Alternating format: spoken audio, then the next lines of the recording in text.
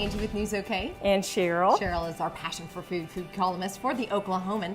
And today we are talking about, well, actually we've been doing a series on summer meals, summer vegetables, wonderful things that you can have during the summertime without it being, because obviously it's hot out there. So today we're going to be doing 3 different enchiladas, easy enchiladas. Easy enchiladas. And I always think if we have something a little spicy, it helps us perspire and it's our natural cooling system. There we go. So, if you notice, a lot of hotter climates in the world use very hot cuisine or use peppers to flavor their cuisine. So you can make this as hot or as mild as you want. And that's the privilege that you have of making your own. And these are just some white corn tortillas that I purchased at the store.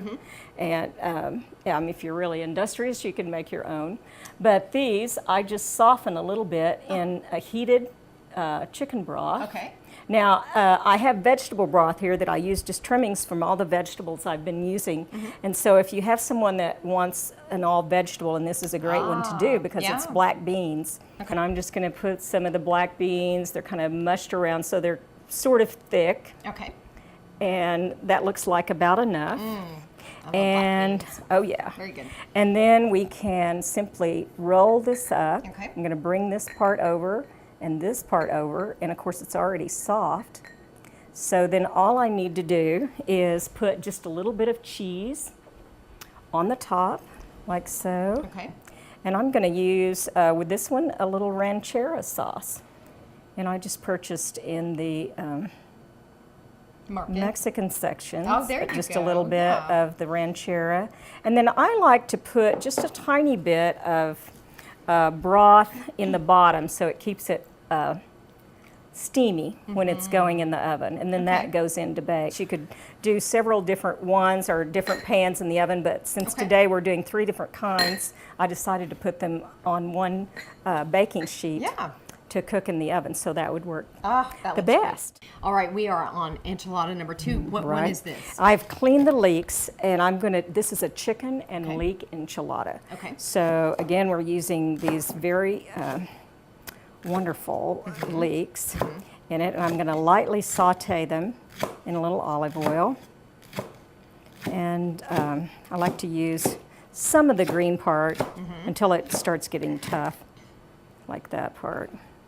And you gradually just pull the outer part away and then add some of the inner parts of this. So it's kind of a subtle oniony flavor, which is really nice. And we just want to soften these in the oil. So you have some olive oil in there. I have a little olive oil in there. We're just going to soften them a little bit, and we'll cut our chicken to get it ready to go in, like this. This in strips? I just want it in some little strips so they'll lay right inside my enchilada on top of the leeks. And then we'll roll the tortilla around them, like this. Okay, we're making the sauce now? Absolutely, and we're starting out with a little cream. And then I've got some adobo sauce with the chili peppers in it, and I'm only going to put 1 in there because it's kind of warm. It tends to be kind of hot, and I start with a cup of cream and 1 adobo pepper. Now you might want to use ranchera sauce if you were doing this, for younger appetites. They might not like the heat. All right, so now we've got the sauce, and here's the chicken. Here's the chicken. So we're going to put the plate close to that. We'll take our corn tortilla. Now you could also use a flour tortilla if you prefer. And in fact, those come in different colors. The spinach and sun-dried tomato are really neat. And, that is a good idea. If you don't have your water quite hot enough, then the enchilada doesn't roll as easily. And so I like to kind of put the chicken inside like this, and spoon some of the leeks around the chicken. You could also do anything in here. And then I add a little bit of cheese again to that. Very nice.